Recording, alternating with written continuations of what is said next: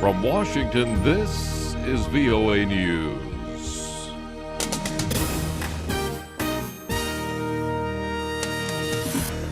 Coming up, the Hong Kong protests are continuing. We'll also have the latest on the Ebola outbreak. Hello, everyone. I'm Steve Norman. Hong Kong student leaders spearheading days of mass protest have agreed to an 11-hour talks with pro-Beijing government aimed at easing the crisis that has brought much of the city to a standstill. Agreement announced early Friday came just hours after the territory's embattled chief executive offered to have his Chief Secretary Carrie Lam meet with protest leaders. In extending the offer, however, Chief Executive Leung Chun-ying refused a key student demand that he step down. As the resignation deadline passed, there were no reports of violence. Federal and state health officials are looking at as many as 100 people who may have had direct or indirect contact with the first Ebola patient diagnosed in the United States. But the head of the Centers for Disease Control, Tom Frieden, says he's confident the spread of the disease can be contained. Officials say none of the 12 to 18 people who had close contact with the patient show any signs of the disease. They are being monitored for 21 days. That's the Ebola virus incubation period. Patients have been identified as Liberian national Thomas Duncan. He's in serious but stable condition in isolation at a Dallas hospital. British Foreign Secretary Philip Hammond is calling for decisive action to fight the Ebola outbreak that's killed more than 3,300 people in West Africa. We're behind the curve in the sense that the disease is increasing faster than the international response. We now need to step up the international response in a really meaningful way. Secretary Hammond spoke at a conference Thursday in London. This is VOA News. Nigeria's military standing by its assertion that the self-proclaimed leader of militant group Boko Haram is dead.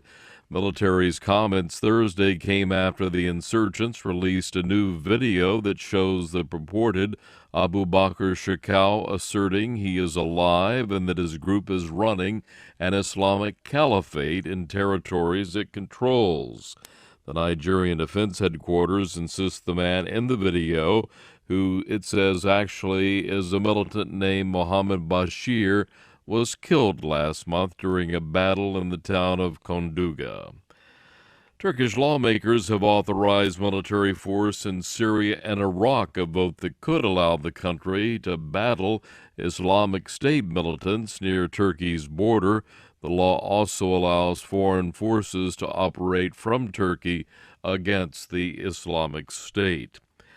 And hundreds of protesters took to the streets in the central Syrian city of Homs on Thursday after a double bombing killed dozens of children outside a primary school a day earlier. Protesters called for the resignations of the Homs governor. Syrian state media also said at least 25 children and 8 adults were killed. The Britain-based Syrian Observatory for Human Rights says 47 children were killed. Shelling in the eastern Ukrainian city of Donetsk on Thursday killed a Swiss employee of the International Committee for the Red Cross.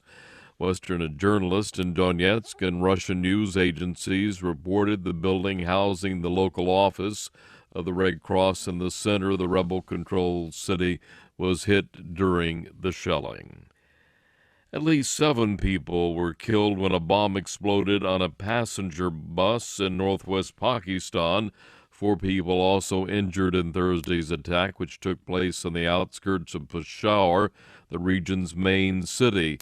No one claimed responsibility for that attack. Indian Prime Minister Narendra Modi is launching a massive nationwide cleanliness drive to spruce up the country. Anjana Pasricha has our report. Prime Minister Narendra Modi literally wielded the broom Thursday in a poor colony housing sanitation workers in New Delhi. before administering a pledge to tens of thousands of school children and government officials to spend 2 hours every week in cleaning up the country. He asked people to make a beginning with themselves, their families, neighborhoods, workplaces, and villages.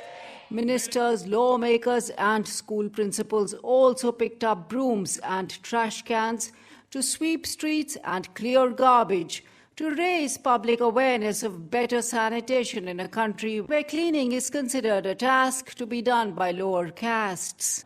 Anjana Pasrich of New Delhi. And to get more on that story and the rest of the hour's news, check out our website at voanews.com. That's the latest world news from VOA.